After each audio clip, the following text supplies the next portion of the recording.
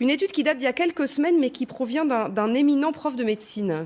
Oui, elle date de tout début janvier. C'est justement parce qu'elle provient d'un éminent professeur de médecine qu'on s'y est intéressé. Ce professeur, c'est lui, Johan Ioannidis. C'est un ponte de l'épidémiologie à Stanford. Pour vous dire, c'est l'un des professeurs les plus cités au monde, donc ce n'est pas rien.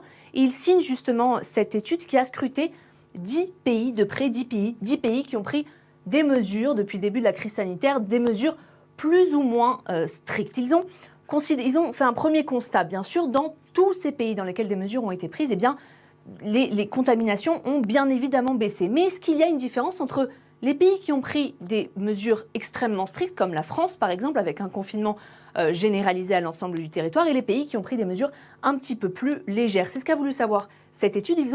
Les scientifiques de cette étude ont donc séparé ces pays en deux groupes. Les pays qui ont pris des décisions strictes depuis le début de la crise sanitaire, et vous voyez qu'il y a la France dedans en jaune, et les pays qui ont pris des décisions un petit peu plus légères. La Corée du Sud et la Suède sont pris justement comme exemple dedans.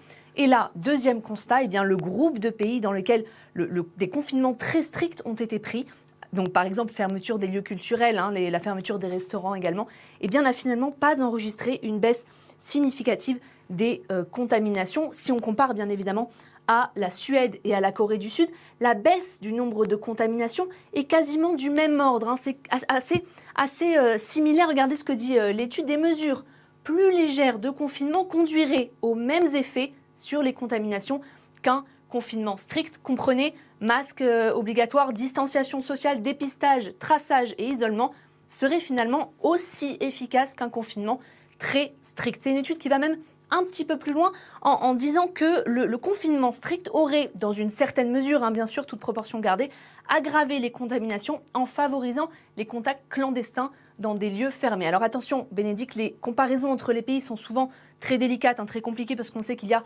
bien évidemment des différences de comportement entre les populations, mais c'est vrai que quand on s'intéresse au cas de la Corée du Sud, par exemple, eh bien, ils n'ont jamais opté pour un confinement total, et pourtant, là-bas, le nombre de cas n'a jamais explosé.